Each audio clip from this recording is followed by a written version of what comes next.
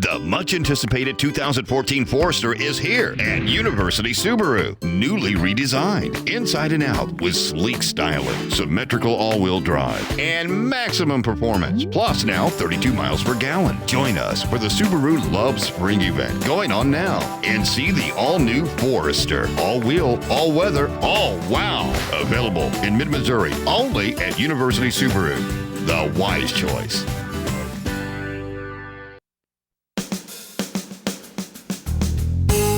Morning and welcome to Radio Friends on this Wednesday, July the 10th, in the middle of summer, and we've got Dr. CB Chastain with us, the College of Veterinary Medicine. Good to have you here, Dr. CB Chastain, expert on dog health and cat health and all pet health. Oh, thank you. But here we are in the middle of summer. We're past the 4th of July now, and some of our pets, we get pretty nervous with all the fireworks that go off. But what is something we need to keep in mind as far as summertime and taking care of a pet?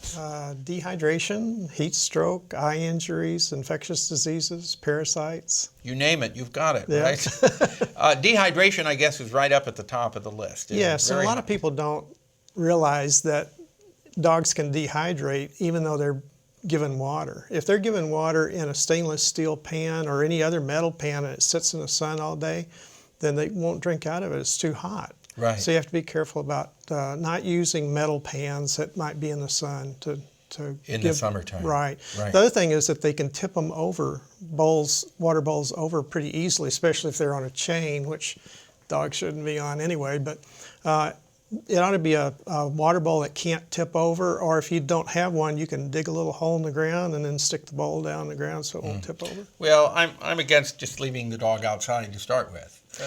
I mean, my opinion is if you're going to have a dog is a member of the family and they're inside. Yeah, mine aren't outside unless I'm home either. Right, but exactly.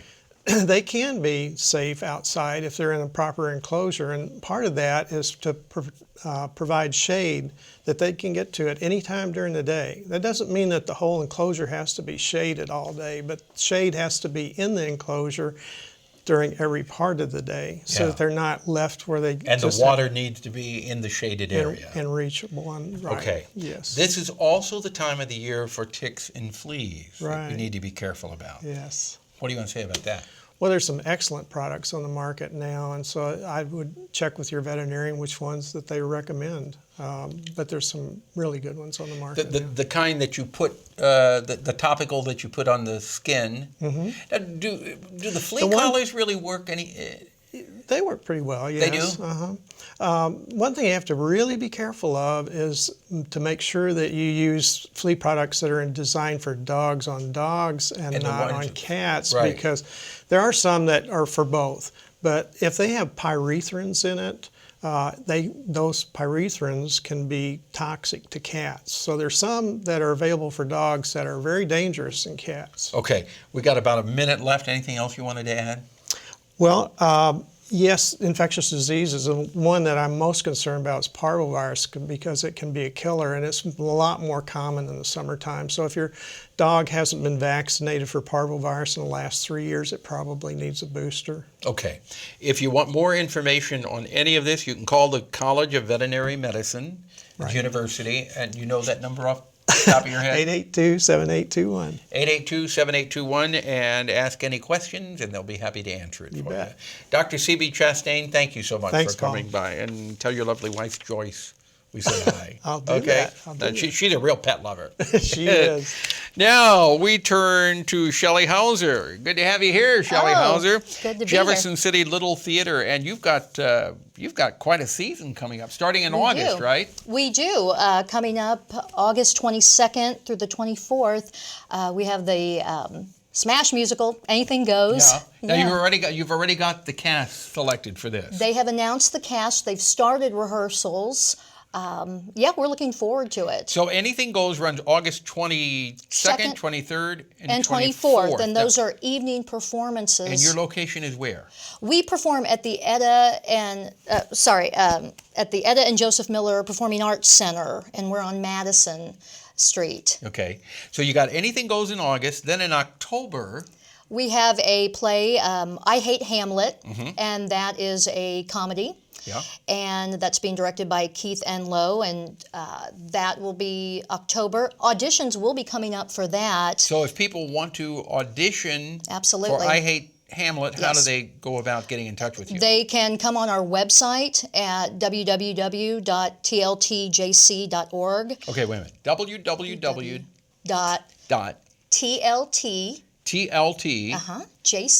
.tlt.jc.org. and that'll get it. So you can audition. You can find out about audition for I Hate Hamlet. That's October 10 through 12. Yes. All of your productions run 3 days, right? Right. They usually run a Thursday, Friday, Saturday evening. Okay. And then in April, you've got Wait Until Dark, and then, boy, you're planned all the way up through next June already. We do. We've got a full season.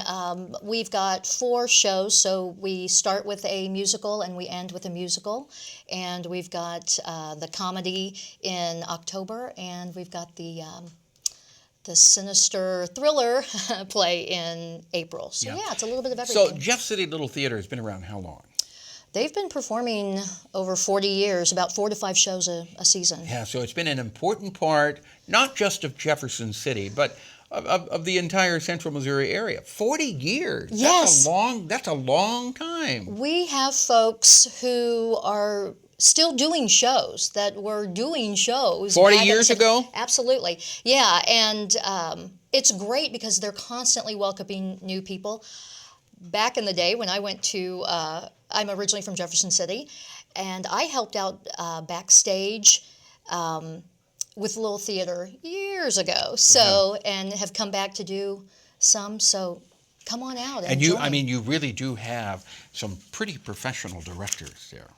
We are very, very lucky here in Missouri, in central Missouri, I tell you, in Jefferson City, the quality of theater and the directors and the people that come out and act in the shows.